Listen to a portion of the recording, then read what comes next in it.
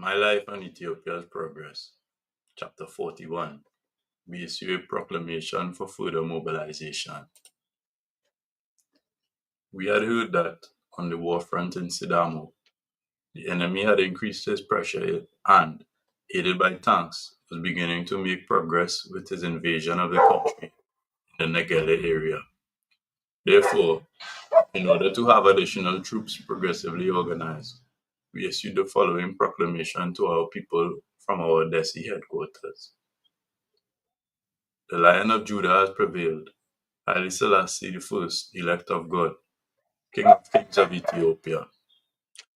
People of our country of Ethiopia, Italy has incited a quarrel, broken a contract, violated frontiers, and, while disregarding completely treaties which she herself had voluntarily signed, which the League of Nations had approved, initiated destruction by battering peaceful cities, by annihilating children, women, and the aged, by burning churches, by indiscriminately killing with bombs members of the International Red Cross who are helping Ethiopians and Italians without distinction, and by dropping smoke gas which is prohibited by law. And as if this were not enough, you yourself have seen and heard of attempts in every way possible to drop down, fighting by distributing mendacious pamphlets, words of lies and deceit to shatter the peace in the country and to stir up trouble among ourselves. And there is no one who is not sad and resentful about this matter, among foreigners even, let alone among our own people. When an enemy soldier wanted to take and rape a woman living in a town undefended by our Tigrian army, she pierced his heart with his own dagger and disarmed him.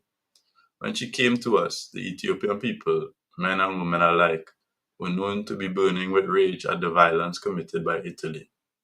Old men, men and women, you who are able to go to war, help me with sympathy and with your money, as you have done up to now. While we resist our aggressive and violent enemy, we find in the attack that has come upon us, and even in death, an inestimable recompense in the scales of history and before God. Our God has proven that He is with us by the strength which He has manifested in our army, which has so far gone out to war.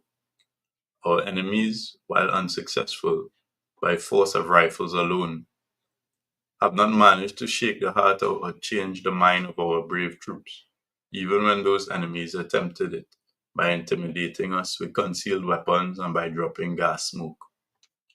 Up to now, our army has resisted our enemy with strength and has pushed forward. As we told you when the war began, with the Ethiopian people united, we set out determined to defend ourselves until the last drop of blood is shed, and to share the trials in the midst of our army. Of this not only the Ethiopian people, but the whole world is convinced. Now then, you who are natives of Ethiopia, I will give provision to you who have none, and I will give arms to you who have none. Hence, stay mustered and registered on the front of each province, and remain prepared to go to war under the army commander I will announce to you on the 12th of 1928, which is the 21st of January 1936. We likewise transmitted the following advice and order, so that our Sidamo army, which had been attacked and hurt by the enemy's forces, should be strengthened, and that everyone who was not yet a soldier should help.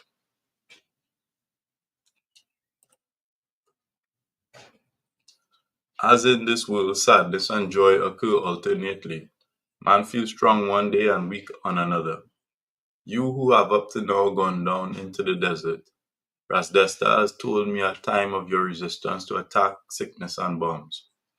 You who are doing your duty, having survived not only for the sake of your own district, but for the rest of the country, is the enemy to enter Sidamo as if there are no men left there?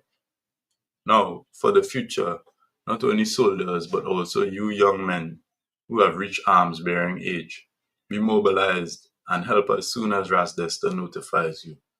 19th of 3rd, 1928, which is 28th of January 1936. We directed that this pronouncement be transmitted to our army in the Bale region.